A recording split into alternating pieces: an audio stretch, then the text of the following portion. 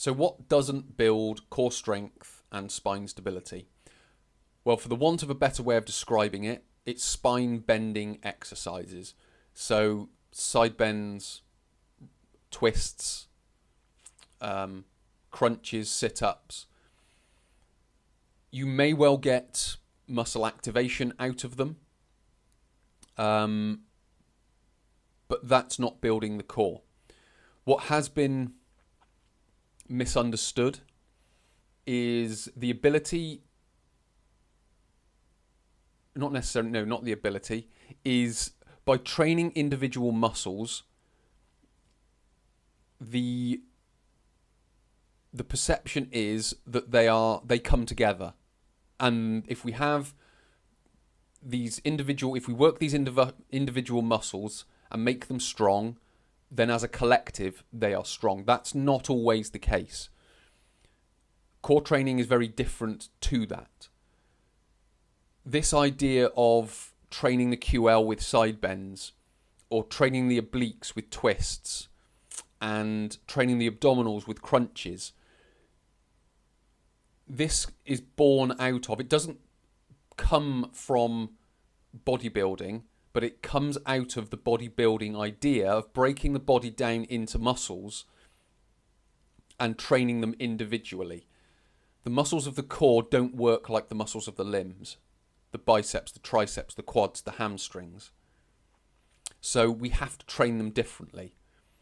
The muscles of the limbs, they are designed to produce high force and movement. The muscles that surround the spine aren't designed for high force. They are designed to be one unit. Now, what I always have to say here, because you get all the movement specialists jump on and say your spine should move, your spine this, you should move your, and I agree, your spine can move. That I do agree with. But when it's under high load, it's not terribly advantageous, and that's a different episode, where I would include something called stress concentrations, which go through the spine, which is another term that hasn't been brought into the health and fitness industry as much as it should be. So it comes from bodybuilding. The muscles of the core aren't designed for high force, so they need to be trained differently. They need to be trained as one unit for them to be strong as one unit. They need to be trained in different planes of movement, which requires moving forwards and backwards, moving sideways, rotating, sort of rotational movements, diagonally rotating, so on and so forth. Because it's that what brings these muscles together, not abdominal crunches or side bends or twists. Because we don't twist, again, under high load, we don't twist from the spine, we twist from the hips and the shoulders. Because again, they are the joints with the powerful muscles around them to be able to do that. And the spine is there, the muscles of the core are there to transfer that load through the torso, not to bear it, if that makes sense. So there's nothing wrong with bodybuilding if that's the goal. Certainly of the limbs. So if you're looking to get bigger arms and bigger legs, bodybuilding is perfect, and that's the training you should do. Because again, there are a lot of influential accounts out there that demonstrate a body doing a certain type of exercise, and it's clear that that type of exercise didn't give them that body, because it's not bodybuilding.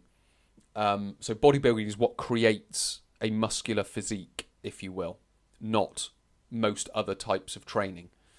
So there is a place for bodybuilding. It just needs to be done for the right person at the right time. So what we have to understand is what proper core training is. So we've gone through a lot of stuff that it isn't. And it isn't breaking the body down into its constituent parts, into its individual muscles, and then training those muscles, because that can give you more problems than solutions, if you will. So we have to think about it in a completely different way, and that's what we're going to start doing in part 3. Hopefully now you've got a bit of a better lay of the land as to what I'm going to be talking about next, and hopefully because I've laid some context down, and again, context is something that gets left out of a lot of influential social media accounts and the health and fitness industry in general. There's a lot of science being flown around, and everyone says the science says this and the science says that, and you should do more reading on this and you should do more reading on that, and that's fine. But as you dig down into it and you start understanding context, you start understanding where the pieces of this health and fitness puzzle should be laid. And hopefully I've started to lay some of those pieces out, and what I'm going to try and do now is sort of bring it together a little bit more. So how do you build core strength and spine stability, as I've described? Well, in part 1, I started laying out a simple process, which is we start with stability and endurance. So we need to be able to get the muscles timing at the right time. So to heighten their activation at the right time. Because when we take a step to the side, when we take a hinge forward, whatever it may be, different muscles are going to be working at different times. So when we hinge forward, it's going to be more erector spinae type of group, longissimus, iliocostalis. When we move sideways, it's going to be maybe iliocostalis and longissimus on the right side if we step to the right, with QL as well. And then when we step to the left, it's going to switch to the other side of the body. Walking is another example. When we walk, glute medius, glute minimus will work on one, or will heighten their activity on one side along with QL. And then when we take another step, the other side will work. So we have to understand there is this this timing of muscles that goes on. But if we bring it back to core training and to stabilize the spine, we need to get the muscles working, so we need to train the different sides. So as an example, if we take the side plank, because what we can do with the side plank is take you through different progressions which highlight how you would go about it. Now, the side plank is just one exercise. There are many exercises, and the core needs many exercises because it needs rotation, it needs sideways movement, it needs forwards and backwards movement. But what it also needs is it needs a sideways movement into a rotation. It needs a forward movement into a rotation. It needs a forward movement into a sideways movement, because it's that change in direction that develops the core and develops the torso. So with regards to, if we just talk about purely spine stability, if we were to go into a half knee, I'm going to talk about the side plank in a second, but if we just purely talk about spine stability now, if we go on to one knee and we have one foot in front of, so we've got the knee back and we've got one foot in front, and we have a wide stance, so we've got a wide base.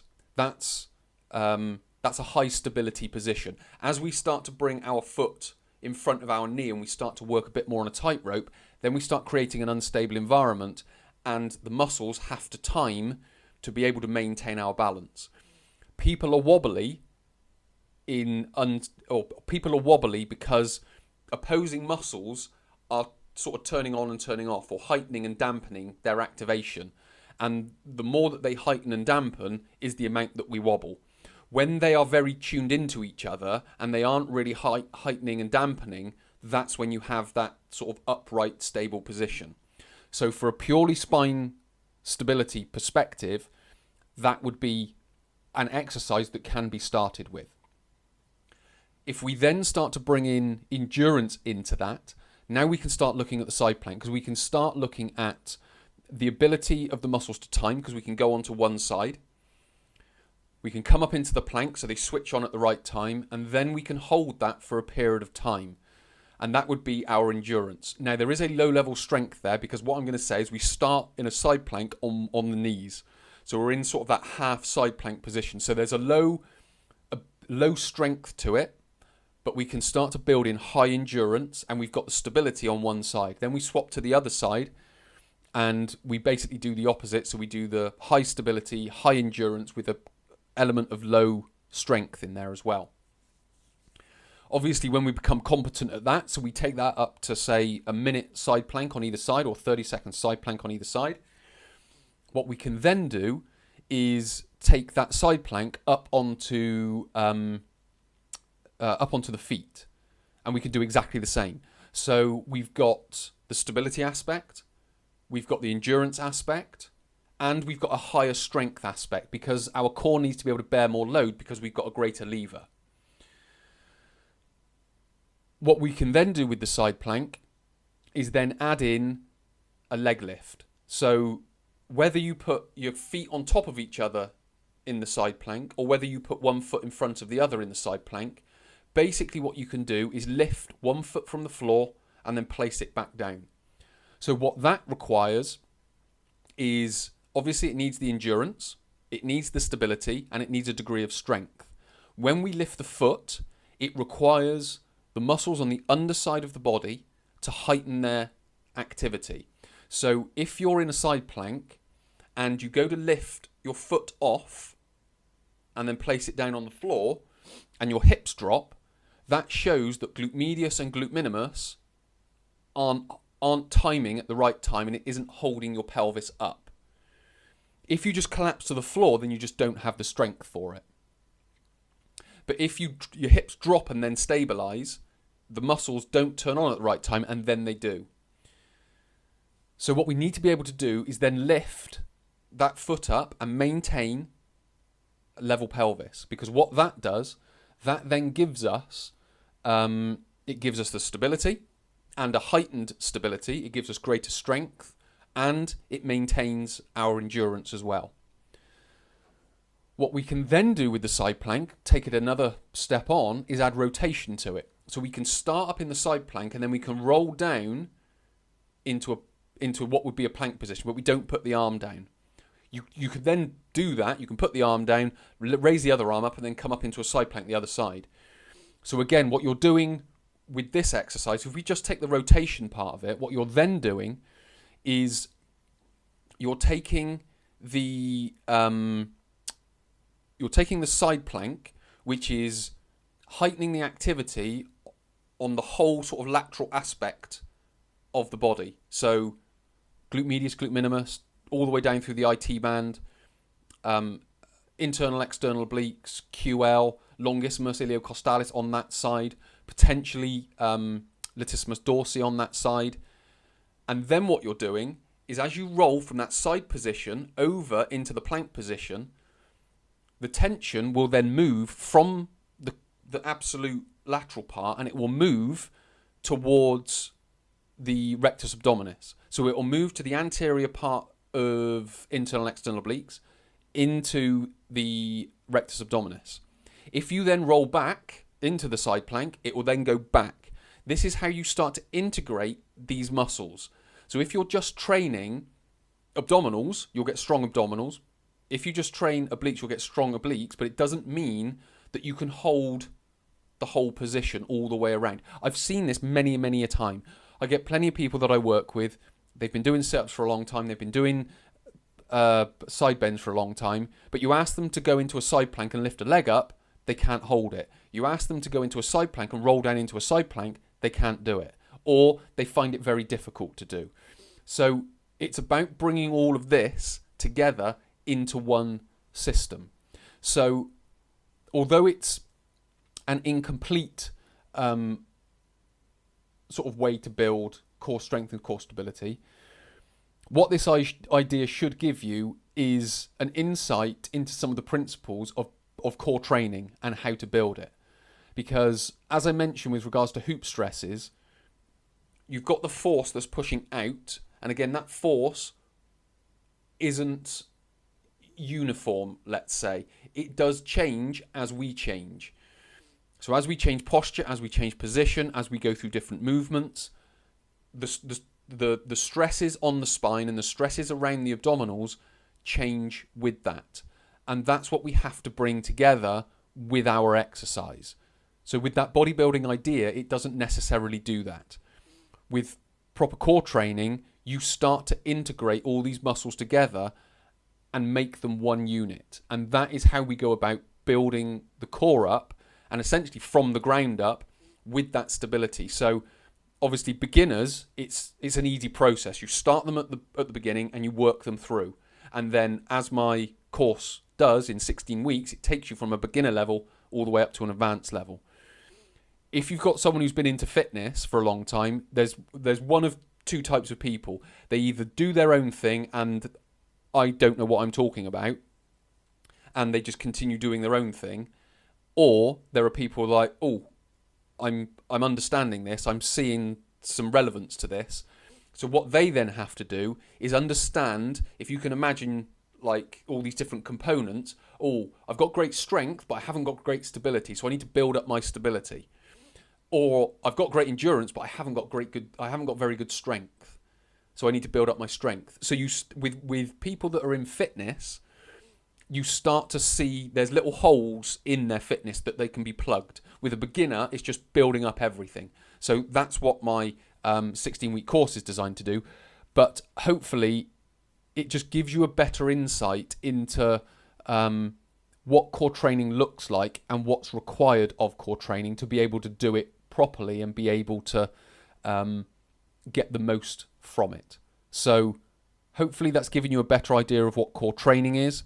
Hopefully it's given you a better insight into the industry and what other people are saying about core exercise and different core exercises and things like that. So many thanks for watching. Hopefully this episode has been helpful for you. Hopefully it's given you some insight.